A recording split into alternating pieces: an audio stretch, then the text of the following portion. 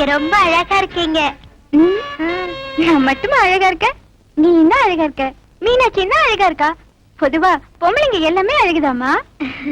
இல்ல இல்ல, எங்களை விட நீங்க தான் ரொம்ப அழகா இருக்கீங்க. அதெல்லாம் இல்ல, இந்த ட்ரெஸ் மேக்கப் இதெல்லாம் போட்டா நீ கூட தான் அழகா இருப்ப. நிஜமாவா? என் மேல நம்பிக்கை இல்லையா? மீனாட்சி 1 மினிட், நீ கூட வா. Come on.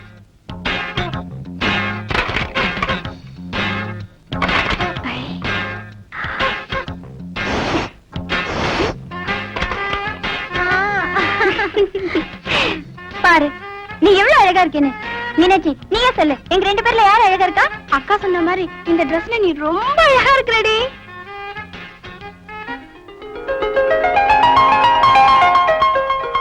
ஏங்கா, நீங்களே நான் அழகா இருக்கேன்னு சொல்லிட்டீங்க, ஏன் நானும் உங்களை மாதிரி சினிமாவில் நடிக்க கூடாது? உனக்கு ஏமா அந்த மாதிரி ஆசை? எனக்கு அப்பா இல்ல, எங்க வீட்லயே நான் தான் மூத்த பொண்ணு. நானும் சினிமால சேர்ந்துட்டா என் தம்பி தங்கச்சி எல்லாரும் படிக்க வச்சு பெரிய ஆளாக்கிடுவேன். குடும்ப கஷ்டத்துக்காக சினிமால சேர்றது தப்புமா? நடிகை ஆகுறது அவ்வளவு சுலபம் இல்ல. நீங்களா பெரிய நடிகை ஆளியாக்கா?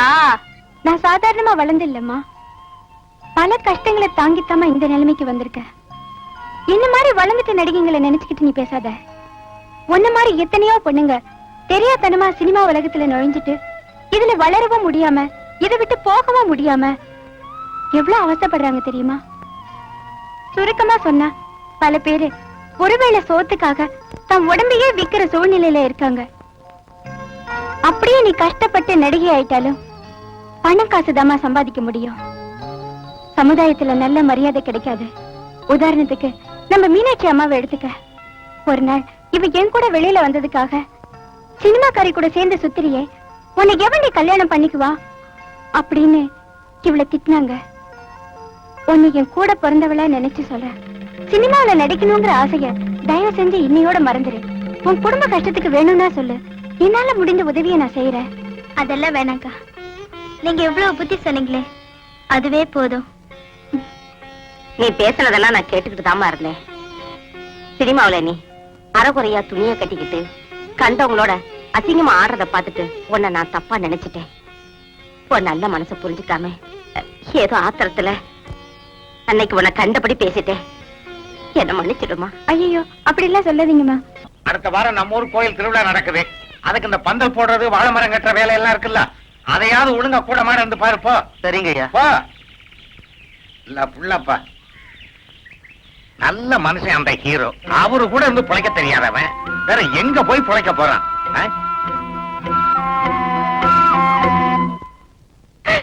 மைக்கே முட்டிய நல்லா அமுக்குடா. ஏண்டி யாரு உன்னை இங்க வர சொன்னது? எதுக்கா இங்க வந்த? வரக்கூடாதுன்னு தான் நினைச்சேன். இருந்தாலும் வயிற்றுல வளர குழந்தைங்க எத்தனை நாளைக்கு இங்க மூடி மறைக்க முடியும்? நீ படிச்சவ தானே, ஒரு நல்ல டாக்டரா பார்த்து 5 10 கொடுத்து காய்க்க வேண்டியதானே. ஏண்டி இங்க வந்து உயிர் எடுக்கிறீங்க? ஐயோ அந்த மாதிரி பாவம் நான் செய்ய மாட்டேங்க. கல்யாணத்துக்கு முன்னாடி படுக்கிறது மட்டும் பாவம் இல்ல, கலைக்கிறது பாவமா? நல்லாவே நடிக்கிறீங்கடி ஒரு நடிகர் கிட்ட, அதுவும் உங்ககிட்ட. ஏங்க என்ன கல்யாணம் பண்ணிக்கிறேன்னு சொல்லிட்டு தானே பழகினீங்க, இப்ப ஏதேதோ பேசுறீங்களே. இந்த ஒப்பாரி வைக்கிற வேலையெல்லாம் என்கிட்ட வேண்டாம். டேய் ஒரு 5000 10,000 கொடுத்து அனுப்புடா, அப்பப்போ செட்டில் பண்ண அனுப்பிடுதான். ஏன்டா பேலன்ஸ் இருக்கீங்க? வவுச்சர்ல கையெழுத்து போட்டு வாங்கி போ, கன்வென்ஷன் சேர்த்து வாங்கி தரேன். எனக்கு பணம் காசுல வேண்டாங்க, உங்க பொண்டாட்டின்னு சொல்லிக்க ஒரு தாலி கட்டின போதும். தாலியா?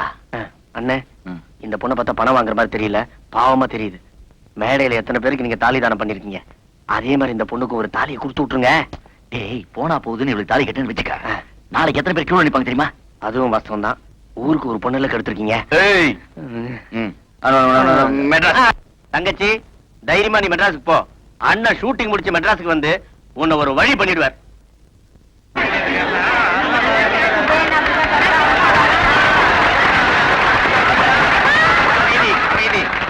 எல்லோரும் கொஞ்சம் அமைதியாக இருங்கள். இப்போது இங்கே பிரபல சினிமா நடிகர் டைகர் பிரேமநாத் அவர்கள் நமது மாரியம்மன் கோவில் திருவிழாவில் கலந்து கொள்ள வந்திருப்பது நம் எல்லாருக்கும் பெருமை தரக்கூடிய விஷயமாகும். அவர்களுக்கு எவ்வளவோ படப்பிடிப்பு வேலைகள் இருந்தும் அவைகளையெல்லாம் நிறுத்திவிட்டு அவர்களும் அவர்களுடன் வந்திருக்கின்ற சினிமா கலைஞர்களும் இந்த விழாவிலே கலந்து கொண்டு சிறப்பித்ததற்காக நமது கிராமத்தின் சார்பாக எனது நன்றியை தெரிவித்துக் கொள்கிறேன்.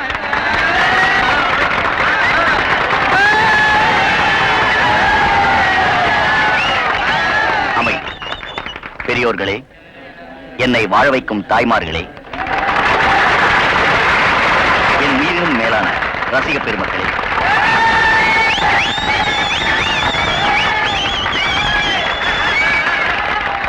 உங்க எல்லாருக்கும் என்னுடைய அன்பான வணக்கம்.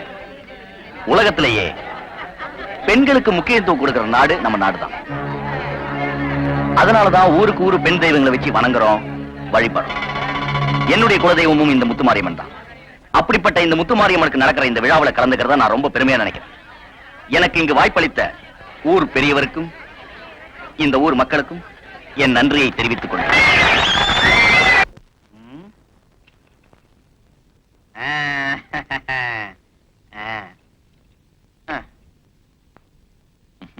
சீக்கிரம் ஆடுங்கண்ணே.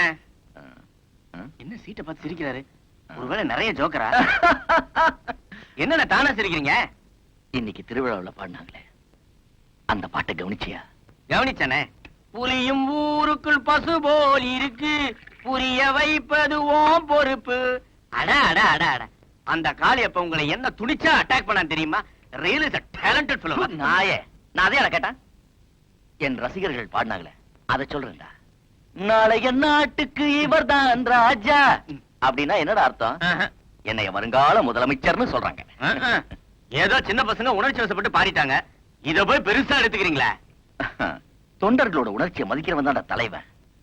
அதனாலதான் நான் புதுசா ஒரு கட்சி ஆரம்பிக்கலாம் முடிவு பண்ணிட்டேன். ஐயோ, இன்னொரு கட்சியா? நாடு தாங்காதண்ணே, இருக்கிற பொழப்ப கெடுத்துக்காதீங்க. டேய், வெறும் நடிகனா இருந்தா பணம் புகழ் மட்டும் தான் கிடைக்கும். சீஃப் மினிஸ்டர் ஆயிட்டா அதிகாரம், அந்தஸ்து, பணம், புகழ் எல்லாமே கிடைக்கும். அதுக்கப்புறம் நான் வச்சதாண்ட சட்டம். சரிதானே? அரசியல் தலைவர் ஆகிறதுக்கு உங்களுக்கு என்ன தகுதி இருக்கு? ஐயோ, என் எச்சல தின்னுட்டு எனக்கே என்ன தகுதி இருக்குன்னு கேக்குறியா? பிச்சைக்காரன் நாய. அண்ணே, நான் சொல்லுவேனா? ஜனங்க அப்படி சொல்லுவாங்கன்னு சொல்ல வந்தேன். ஏய் ஏய், எனக்கு என்னடா தகுதி இல்ல? நான் போற இடம்லாம் மக்கள் வெள்ளம். நடிக்கிற படம் எல்லாம் silver jubilee, golden jubilee, platinum jubilee. எனக்காக ஆயிரக்கணக்கான ரசிகர் மன்றங்கள், லட்சக்கணக்கான தொண்டர்கள், அவங்க எல்லாம் எனக்காக உயிரோட தயாரா இருக்காங்க. சுருக்கமா சொன்னா நாடறிந்த மனிதன், பாப்புலர் ஃபிகர்.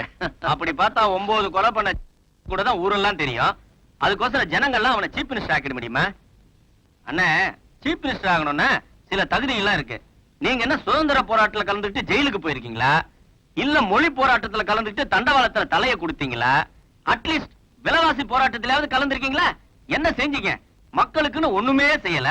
படத்துல நடிக்கிறதுனால எல்லாருமே சீஃப் மினிஸ்டர் ஆயிட முடியாது. கனவு காணாதீங்க. நீ ஜனங்களை புரிஞ்சிட்டது அவ்வளவுதான்டா. இந்த ஜனங்க இருக்காங்களே, மாங்கா மடையனுங்க, அவனுக்கு சினிமா எது அரசியல் எதுன்னு பிரிச்சு பார்க்க தெரியாது. என்ன எடுத்துக்கைய, நான் பரம அயோக்கியா. ஆனா ஜனங்க உத்தமங்கிறான். ஏன்? ஒவ்வொரு சினிமாலையும் நல்ல நம்பி. அண்ணே, ஜனங்க எல்லாம் பாவம், அவங்க ஏமாத்தலாமா? டேய், நாம ஜனங்களை திருத்த வந்திருக்கோம். அவன் கிட்ட இருக்க முட்டாள்தனத்தை பயன்படுத்தி பதவியை பிடிச்சுக்கணும். அதான் புத்திசாலி.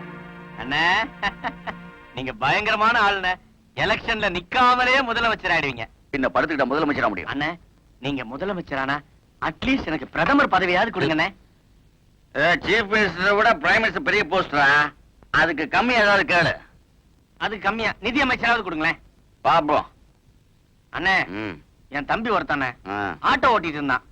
அவன் தெரியாதனமா ஒருத்த மேல ஏத்தி சாவடிச்சிட்டான். அது ஒரு பெரிய விஷயமா எடுத்துக்கிட்டு அவன் கிட்ட இருந்த லைசன்ஸ புடிங்கிட்டாங்கண்ணே. அவனுக்கு இந்த போக்குவரத்து அமைச்சரா கொடுத்தீங்கன்னா ஆக்சிடென்ட் எல்லாம் ஆகாம இருக்கும். ஓகே, ஆகிறேன். ஏத்துங்கண்ணே. அவுட்டா? நாம அடிச்சோம். Cheers!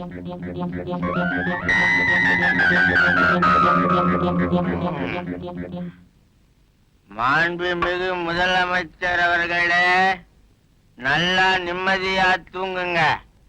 காலையில கோட்டைக்கு போய் குடி ஏத்தணும்.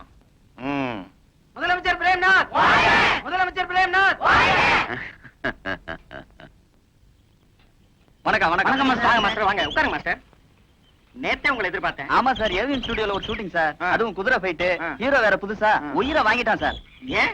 அவன் ஹிந்தில பேச, நான் தமிழ்ல பேச, ஒரே மொழி பிரச்சனையாயி ஷூட்டிங்கே பேக்கப் ஆயிடுச்சு சார். இதுதான் தமிழ்காரன ஹீரோ பண்ணனும் சொல்றது. கரெக்ட்டா சொன்னீங்க சார். சார், நம்ம படத்துல எத்தனை ஃபைட் சார்? மொத்தம் 2 ஃபைட் மாஸ்டர். இப்ப எடுக்க போறது கால ஃபைட். கால ஃபைட்டா அது நம்ம கை வந்த கலை சார், அசத்திடுறேன். அதுக்கு தாங்க சூப்பர் சுப்பராயனை போட்டோம்.